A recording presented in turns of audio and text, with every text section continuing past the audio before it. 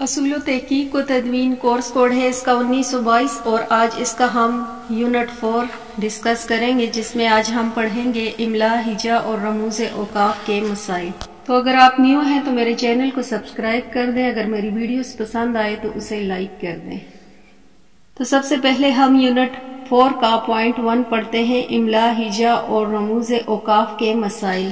حروف تہجی تحریر کی بنیادی اکائی ہوتے ہیں۔ جب کسی زبان کے حروف تہجی کو یوں باہم ملایا جائے کہ اس بامعنی الفاظ سے بننے لگے تو یہ تحریری عمل کا آغاز ہوتا ہے۔ ان بامعنی الفاظ کو ایک لڑی میں پیرونے سے فقرے وجود میں آتے ہیں۔ مختلف فقرے مل کر ایک جملہ تشکیل دیتے ہیں اور مختلف جملوں کا مجموعہ پیراگراف کہلاتا ہے۔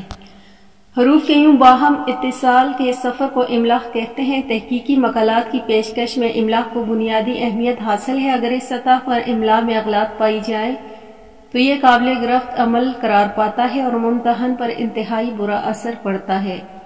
چنانچہ اس کا نتیجہ نمبروں میں کمی کی صورت میں نکل سکتا ہے۔ اس لیے ضروری ہے کہ تحقیقی مقالات املا کی غلطیوں سے پاک ہونے چاہیے۔ ہر لکھی ہوئی چیز کو بالخصوص تحقیقی مقالات کی عبارت کو واضح کرنا، شائستہ اور عام فہم ہونے کے ساتھ ساتھ قواعد و زبان کے مطابق غلطیوں سے پاک ہونا چاہیے اور اس میں زبان کی بنیادی علامتوں یعنی رموز اوقاف کا باقاعدہ اور درست استعمال کرنا چاہیے۔ پھر اس کے بعد ہم املا کے مفہوم کی بات کرتے ہیں۔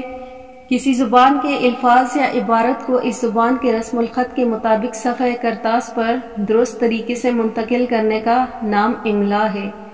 املا عربی زبان کا لفظ ہے جس کا معنی ہے لکھنا۔ کسی زبان کے الفاظ کو اسی زبان کے حروف تہجی میں لکھنا اس زبان کی املا کہلاتا ہے۔ کسی ایک زبان کی عبارت اگر دوسری زبان کے رسم الخط میں لکھا جائے تو وہ اس زبان کی املا قرار نہیں پاتے۔ جیسے ہمارے رومن اردو لکھنے کا رواج ہے، ماہر لغت رومن اردو کو اردو املا تسلیم نہیں کرتے۔ چنانچہ مزید وضاحت کے لیے یوں کہا جا سکتا ہے کہ کسی عبارت کو زبان کی لکھائی کے قواعد واحد، جمع، نکرہ اور معرفہ، تذکیر و تانیث، رسم الخط کی پاسداری کرتے ہوئے اور اس زبان کے حروف تہجی کے شوشوں، حروف کے دندانوں کی رعایت کرتے ہوئے لکھا جائے تو وہ اس زبان کے درست املا قرار پائے گی۔ لیکن اگر قواعد اور شوشوں کی پاسداری کے بغیر عبارت لکھی جائے تو وہ املا قرار پائے گی لیکن اسے درست املا نہیں کہا جا سکتا۔ تدریسی عمل کے دوران کسی عبارت کو بول کر طلباء کو لکھوانے کے عمل کو بھی املا کی اصطلاح سے تعبیر کیا جاتا ہے۔ یہ تھا املا کا مفہوم۔ اب ہم پڑھتے ہیں ہجا کا مفہوم۔ ہجے کا لفظ معنی رکنا، ٹھہرنا، لفظ کو اعراب کے ساتھ لکھنا، ادا کرنا اور پڑھنا ہجے کرنا یا ہجے آنا کہلاتا ہے۔ لغت میں رک رک کر بات کرنے کو ہجے کرنا کہتا ہے۔ اصطلاح میں لفظ کو حروف اور اعراب کے ساتھ ادا کرنا، پڑھنا اور لفظ کی املا کو ایک ایک حرف کر کے لکھنا یا یاد کرنا ہجا کہلاتا ہے۔ عام تدریسی زبان میں اسے جوڑ توڑ کر کرنا بھی کہا جاتا ہے۔ پھر اس کے بعد ہم بات کریں گے اردو رسم الخط کی۔ کسی بھی زبان کو تحریری صورت میں لانے کے لیے استعمال ہونے والی ترکیب کو رسم الخط کہا جاتا ہے۔ اردو رسم الخط فارسی سے اور فارسی رسم الخط عربی رسم الخط سے ماخوذ ہے۔ اردو کے حروف اکثر حروف تہجی پر عربی اور فارسی مستعار ہے۔ فارسی کے حروف تہجی کی تشکیل کے وقت عربی حروف ہی فارسی میں اختیار کیا گیا ہے۔ فارسی کی وہ آوازیں ہیں جنہیں ادا کرنے کے لیے عربی میں کوئی حروف موجود نہیں تھا۔ ان کی ادائیگی کے لیے عربی شکلوں کے کچھ حروف واضح کیے گئے۔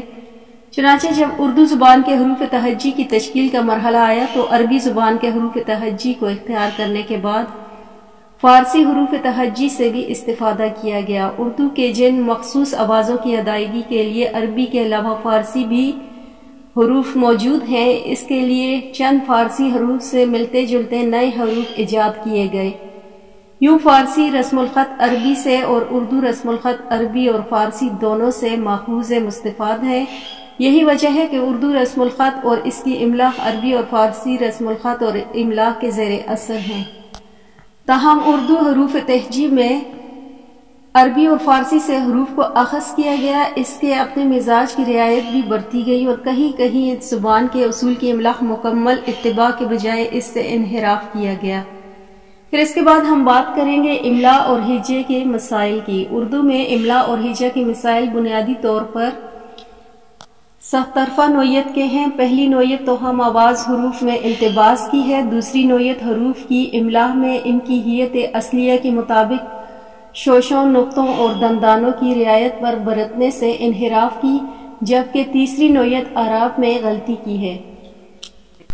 پھر یونٹ 4 کا پوائنٹ 2 ہے ہم آواز حروف کی املا اور ہجا کے مسائل۔ اردو املا میں کچھ حروف ہم آواز ہوتے ہیں، جیسے گول ہے، دو چشمی ہے اور حلبے والی ہے، اور اسی طرح ہے زال، زال اور زواد، اور پھر ہے زوئیں، پھر تیسرے نمبر پر ہے سے، سین اور سواد۔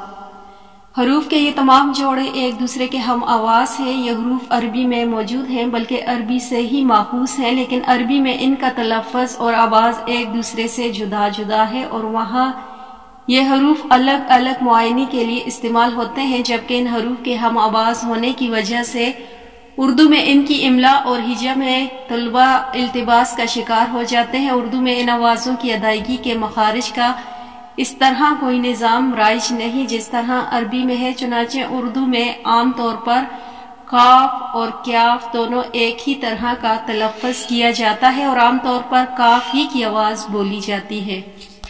البتہ لکھنے میں اس التباس کی بچنے کی ملکہ ممارست اور زبان کی ادراک سے آتا ہے۔ یوں ہی ہے اور دو چشمی ہے اور حلبے والی ہے کو اردو میں گول ہے کا نام ہی دیا جاتا ہے، اور یہ تینوں تقریباً ایک جیسی آواز سے بولی جاتی ہیں۔ ان میں تمیز کرنے کے لیے عام لوگ انہیں گول ہے، دو چشمی ہے، حلبے والی ہے سے پکارتے ہیں، جبکہ اردو لغت کے ماہرین ہے کے استعمال کے مختلف نوعیتوں کے مطابق انہیں ہائے ہوز، ہائے مختفی یا ہائے غیر ملفوظ، ہائے ملحوت یا ہائے سکلیہ ہے، اور ہے کو ہائے حتیبی کہا جاتا ہے۔